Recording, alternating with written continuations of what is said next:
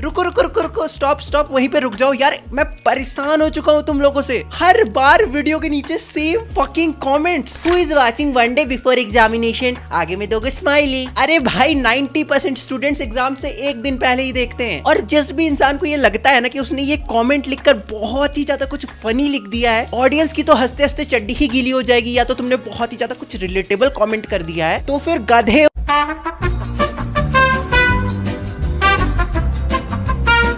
और मुझे तो ये समझ में नहीं आता कि इस कमेंट में इतने लाइक आते कहां से हैं, क्यों आते हैं लाइक। अरे ऑडियंस, तुम लोगों से पूछ रहा हूँ, इंसान हो या रोबोट, हर बार एक ही चीज तुम लोगों को फनी और रिलेटेबल कैसे लगता है। इधर मैं रोज के रोज स्क्रिप्टिंग, रिकॉर्डिंग, एडिटिंग करता हूँ, दिन भर मेहनत करता हूँ, और जब नीचे कॉमेंट खोल के देखता हूँ who is watching one day before examination, ये करने के लिए इतना मेहनत कर रहा हूँ मैं। नहीं मतलब कुछ अच्छा लिख दो, कुछ बुरा लग रहा है, इससे बढ़िया तो भाई मेरे को गाली बक दो, वो भी बर्दाश्त हो जाएगा, लेकिन ये बर्दाश्त से बाहर है। इस वीडियो के नीचे एक भी अगर वैसा कमेंट आया तो कसम से मैं कुछ कांड कर दूंगा, सच बोल रहा हूँ। अब भड़ास निकल गई, चलो अब चैप्टर पे आते हैं। तो आज की वीडियो में हम लोग पढ़ने वाले हैं डीप वाटर को, जिसे लिखा है विलियम डगलस ने। वैसे ये जो चैप्टर है ना, ये एग्जर्ट है of mince and mountain book का। मतलब ये जो तुम्हारा चैप्टर है, ये छोटा सा पार्ट है of mince and mountain book का। इस चैप्टर में मैं तुम्हारा ऑथर, मतलब मैं विलियम डगलस, तुम सबको बताऊंगा कि कैसे जब मैं छोटा था ना, तब मैं स्विमिंग पूल में डूबते डूबते मरते मरते बचा था, और इसके बाद मेरे अंदर वाटर को लेके एक डर सा बैठ गया था,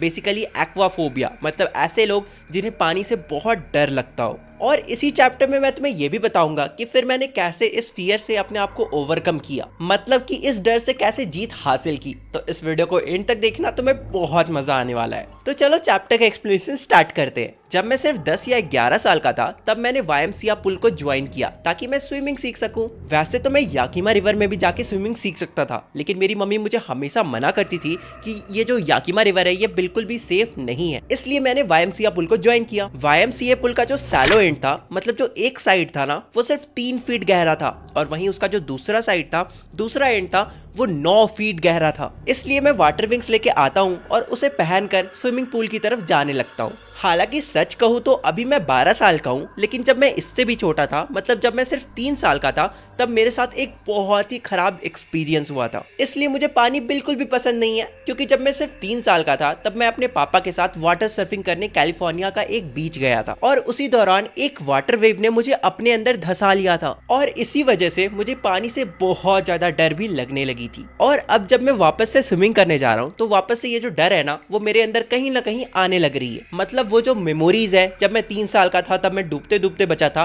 वो जो मेमोरीज है वो वापस से मेरे अंदर आने लग रही है। लेकिन फिर मैं कॉन्फिडेंस रिगेन करता हूँ और जल्दी से उस पूल के अंदर चला जाता हूँ, और दूसरों को देखकर, दूसरों को कॉपी कर कर स्विमिंग सीखना चालू कर देता हूँ। लेकिन फिर एक बार जब मैं वायमसीए पुल जाता हूँ, तब मैं देखता हूँ कि उस दिन वहां पर कोई भी नहीं था, कोई भी स्विमिंग नहीं कर रहा था। लेकिन फिर अचानक से एक लड़का आकर मुझे उस पुल के अंदर ढकेल देता है, और पुल के जिस एंड में मैं बैठा हुआ था वो 9 फीट गहरा था, और मुझे अभी तक स्विमिंग अच्छे से करनी नहीं आता था। और क्योंकि मैं बिल्कुल भी प्रिपेयर नहीं था डाइव मारने के लिए, इसलिए मैं बिल्कुल सिटिंग पोजीशन में ही नीचे गिरने लगता हूँ, वो भी 9 फीट गहराई में। हालांकि मैं इतना भी डरा हुआ नहीं था कि मैं कोई डिसीजन ना ले पाऊँ, इसलिए मैं सोचता हूँ कि जब मैं पानी के डीप एंड, सबसे गहराई में पहुंचूंगा, तब एक लंबा छलांग लूंगा और तुरंत सरफेस तक आ जाऊंगा। और जैसे ही मैं सरफेस तक आऊंगा, तब मैं उल्टा लेटकर पैडल मारते हुए उस पुल के कॉर्नर तक पहुंच जाऊंगा और वहां से निकल जाऊंगा। लेकिन जैसे जैसे मैं नीचे जा रहा था, मुझे 9 फीट 90 फीट जितना लगने लगा था, और मेरे लंग्स के अंदर भी पानी भरने लगा था। ऐसा लग रहा था कि वो जल्दी ही फट जाएगा। लेकिन फिर मैं पानी के डीपर एंड तक पहुंचता हूं और जोर से जंप लगाता हूं, और फिर मैं धीरे धीरे ऊपर जाने लगता हूं। लेकिन जब मैं आंख खोलता हूं, तब मुझे रियलाइज होता है कि मैं अभी तक पानी के सरफेस तक नहीं पहुंचा हूं।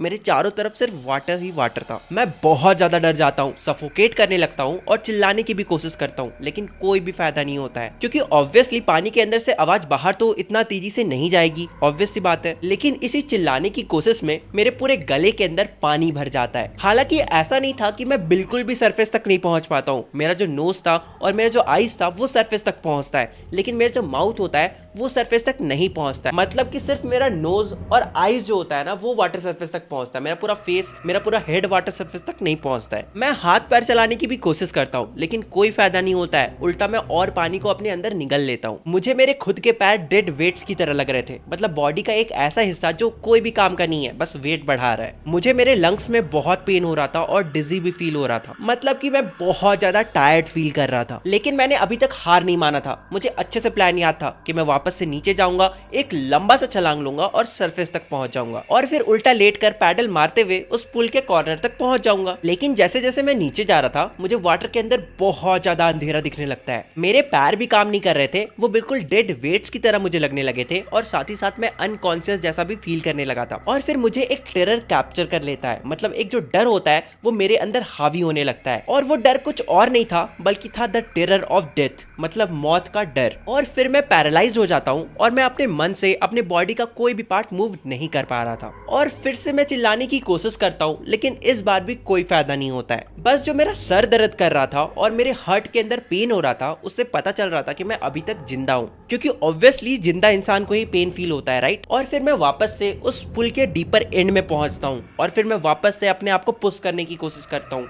लेकिन इस वक्त तक मेरे अंदर बिल्कुल भी एनर्जी नहीं बची थी। और फिर से मैं धीरे धीरे करके ऊपर जाने लगता हूँ और फिर जब मैं आंख खोलता हूँ तो मैं देखता हूँ कि इस बार भी चारों तरफ सिर्फ वाटर वाटर एंड वाटर ही है। मैं अभी तक सरफेस तक नहीं पहुंचा था। इवन मैं मम्मी मम्मी भी चिल्लाने की कोशिश करता हूँ लेकिन इससे भी कोई फायदा नहीं होता है। और फिर कुछ ही पल बाद मुझे ऊपर में लाइट दिखती है, क्योंकि इस बार जो मैंने जंप लिया था ना, मैंने ठीक ठाक जंप ले लिया था कि मैं इतना ऊपर आ सकूं कि मैं वापस से वाटर के ऊपर की लाइट देख सकूं। और फिर वापस से मेरा जो नोज और आईज होता है वो पानी के बाहर निकलता है, लेकिन इस बार भी कोई फायदा नहीं होता है क्योंकि मेरा जो पूरा बॉडी था वो पानी के बाहर, मतलब पानी की सरफेस तक नहीं पहुंच पाता है। और फिर से मैं तीसरी बार पानी के अंदर जाने लगता हूँ और फिर मैं सांस लेने की कोशिश करता हूँ लेकिन मैं गलती से जो वाटर होता है उसे ही अपने अंदर ले लेता हूँ। और फिर इसके बाद मैं वाटर से बाहर आने की कोशिश करना बंद कर देता हूँ। मैं समझ जाता हूँ कि अब मेरा एंड नियर है और अब मैं कितना भी कोशिश कर लूँ मैं बच नहीं पाऊंगा। मैं अपने पैरों को बिल्कुल पैरालाइज्ड फील करने लगता हूँ और मेरे चारों तरफ बिल्कुल अंधेरा सा छाने लगता है। और इस मोमेंट पे मेरे अंदर जो ये टेरर था ना, टेरर ऑफ डेथ, ये भी खत्म हो जाता है क्योंकि मैंने ऑलरेडी अपने डेथ को एक्सेप्ट कर लिया था। और इस वक्त मुझे बहुत ही ज्यादा पीसफुल और रिलैक्स्ड फील हो रहा होता है और मैं धीरे धीरे डूबते जा रहा होता हूँ। और इसके बाद मैं धीरे धीरे स्लीपी भी फील करने लगता हूँ। स्लीपी फील करने का मतलब मैं धीरे धीरे अनकॉन्शियस होने लगता हूँ और मैं जल्दी ही सो जाता हूँ। बेसिकली वो अनकॉन्शियस हो जाते हैं, बेहोश हो जाते हैं। लेकिन फिर मेरी आंख खुलती है और मैं देखता हूँ कि मैं उल्टा लेटा हुआ हूँ और वॉमिटिंग किए जा रहा हूँ। शायद किसी ने मुझे बचा लिया था। फिर कुछ घंटे बाद मैं अपने घर की तरफ निकल जाता हूँ और मैं बहुत ज्यादा डरा हुआ था और इवन रो भी रहा था। इवन कि उस रात मैंने रात का खाना भी नहीं खाया था। मैं इतना ज्यादा डरा हुआ था, इतना ज्यादा रो रहा था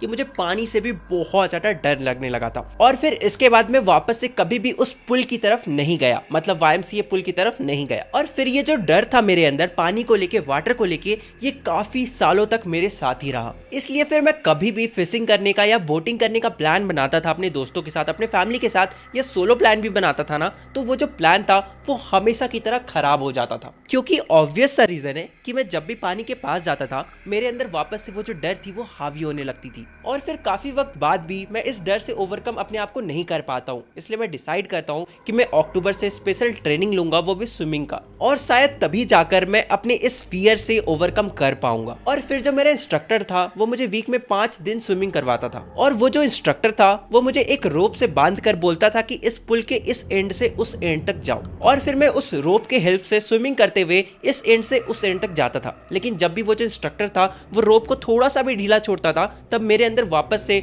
ये जो डर था ना पानी को लेके वो वापस से हावी होने लगता था और इसी कारण से मैं वापस से पानी के अंदर डूबने लगता था। लेकिन फिर 3 महीने बाद जब मैं लगातार स्विमिंग किया और 100 से भी ज्यादा बार स्विमिंग कर चुका था तब मेरे अंदर ये जो डर था ना ये थोड़ा थोड़ा कम होने लगा था। और मेरा जो इंस्ट्रक्टर था ना उसने भी मुझे अच्छे से समझाया था कि कैसे पानी के अंदर अपने नोज को डाल के एक्सहेल करना है और कैसे अपने फेस को पानी से बाहर निकालकर इनहेल करना है। बस यही नहीं, इंस्ट्रक्टर ने मुझे अच्छे से ये भी सिखाया था कि कैसे पानी के सरफेस में आकर पैडल करना है और कैसे पानी के अंदर किक मारना है। और फिर धीरे धीरे कुछ महीने और बीत जाते हैं और फिर मेरा जो इंस्ट्रक्टर होता है वो अप्रैल में मुझसे कहता है कि अब तुम्हें इंस्ट्रक्टर की जरूरत नहीं है, अब तुम खुद से भी स्विमिंग कर सकते हो, तुमने अच्छे से स्विमिंग करना सीख चुका है। लेकिन फिर मैं सोचता हूँ कि क्या ये जो डर है ना, क्या ये जो फियर है ये मेरे अंदर वापस आएगा जब मैं अकेले स्विमिंग कर रहा हूँ। और फिर एक दिन मैं अकेले स्विमिंग कर रहा होता हूँ और वापस से ये जो डर है ना मेरे अंदर हावी होने लगती है। लेकिन मैं इस मोमेंट पे बिल्कुल भी नहीं डरता हूँ और लगातार स्विमिंग करते रहता हूँ। फिर भी मैं अंदर से सेटिस्फाइड फील नहीं कर रहा होता हूँ। मुझे लगता है कि वापस से कहीं ये जो डर है मेरे अंदर वापस ना आ जाए। इसलिए मैं लेक वेम्सवर्थ जो कि न्यू हेमिस्फेयर में है वहां पर जाकर ट्रिगी आइलैंड से 2 किलोमीटर स्विम करके स्टैम्प एक्ट आइलैंड तक जाता हूँ। और फिर इसी बीच में जब मैं एक मोमेंट के लिए अपने फेस को पानी के अंदर डुबोता हूँ तो वापस से कुछ सेकंड्स के लिए ये जो टेरर ऑफ डेथ था, ये जो डर था मेरे अंदर, वो वापस से मेरे अंदर हावी होने लगता है। लेकिन फिर मैं हंसता हूँ और अपनी स्विमिंग को कंटिन्यू करता हूँ और दूसरे छोर तक, दूसरे आइलैंड तक पहुंच जाता हूँ, मतलब स्टैम्प एक्ट आइलैंड तक पहुंच जाता हूँ। लेकिन अभी भी मैं सेटिस्फाइड फील नहीं कर रहा होता हूँ। मुझे लग रहा होता है कि अगर ये टेरर मेरे अंदर वापस आ गया तो, इसलिए मैं वार्म लेक की तरफ जाता हूँ जो कि बहुत ज्यादा बड़ा है। और फिर अगले ही दिन उस लेक का एक छोर से दूसरे छोर तक जाता हूँ, वो भी स्विमिंग करते हुए। और फिर बहुत ही जोर से एक्साइटमेंट से चिल्लाता हूँ क्योंकि मैंने अपने इस डर को कॉन्कर कर लिया होता है। वैसे मुझे पता है कि इस फीलिंग को तुम लोग नहीं समझ सकते हो। इवन इस फीलिंग को तो बस वही समझ सकता है जिसने इस फीलिंग को फेस किया है और इसके ऊपर जीत हासिल की है। मतलब कि मौत के डर से जीत हासिल की हो, मतलब एक ऐसा इंसान जिसे मौत से बिल्कुल भी डर नहीं लगता हो। क्योंकि देखो मौत तो ईजी है, मतलब जो डेथ है ना वो तो बहुत आसान है, वो तो सबको आनी है। लेकिन फियर ऑफ डेथ से ओवरकम करना सबकी बस की बात नहीं है। और जैसा कि रूजवेल्ट कहते हैं कि जो सबसे बड़ा डर होता है ना वो डर इटसेल्फ है, मतलब डर खुद ही है। और देखो मेरी जो जीने की इच्छा थी वो इस डर से बहुत ही ज्यादा स्ट्रांग थी और इसलिए मैं इस डर के ऊपर हावी हो पाया और मैं इस डर को कॉन्कर कर पाया। और अब मैं अपने लाइफ में आगे बढ़ सकता हूँ, अपने सारे गोल्स को अचीव कर सकता हूँ और वो भी बिना किसी डर के। और इस तरह से ये जो तुम्हारा चैप्टर है ये खत्म होता है। आई होप सो तुम्हें एक्सप्लेनेशन अच्छा लगा हो। अगर अच्छा लगा तो वीडियो को लाइक करना, चैनल को सब्सक्राइब करना एज यूजुअल जो हर यूट्यूबर कहता है। बट जेन्युइनली यार मेरे 1 मिलियन कब करवा रहे हो तुम लोग? और हाँ, साथ ही साथ एडुकेशनल भैया ऐप, मतलब मेरा खुद का ऐप जो कि प्ले स्टोर में अवेलेबल है, उसे डाउनलोड कर लो। वहां पर जल्दी ही 15 अगस्त के बाद एक इंग्लिश का कोर्स लॉन्च होने वाला है जो कि बोर्ड ओरिएंटेड है और हम लोग फोकस करने वाले हैं कि कैसे तुम लोग इंग्लिश के बोर्ड एग्जाम में 100 ला सकते हो। उस कोर्स में रीडिंग, राइटिंग और लिटरेचर सेक्शन को अच्छे से कवर करवाया जाएगा। और हाँ, तुम्हें एक ग्रुप में ऐड किया जाएगा जहां पर तुम मुझसे बातें भी कर सकते हो। बात का मतलब गॉसिप करना स्टार्ट मत कर देना, मतलब इंग्लिश से रिलेटेड, पढ़ाई से रिलेटेड ही पूछना, ओके। बाकी होमवर्क्स, इंपॉर्टेंट क्वेश्चन सभी कुछ होंगे। तो हाँ, अगर तुम लोग इंटरेस्टेड हो इस पेड कोर्स के लिए तो तुम लोग ज्वाइन कर सकते हो। और हाँ, इसके चार्जेस भी ज्यादा नहीं है। It will just cost you 999 rupees for the whole session, not per month, whole session. बाकी इसी कोर्स से रिलेटेड डिटेल वीडियो जल्दी ही आने वाली है, उसका मैं लिंक तुम्हें डिस्क्रिप्शन में दे दूंगा जब आ जाएगा, ओके। तो तुम लोग से मिलते हैं अब अगले वीडियो में, तब तक के लिए बाय बाय। डिस्क्रिप्शन में दे दूंगा जब आ जाएगा, ओके।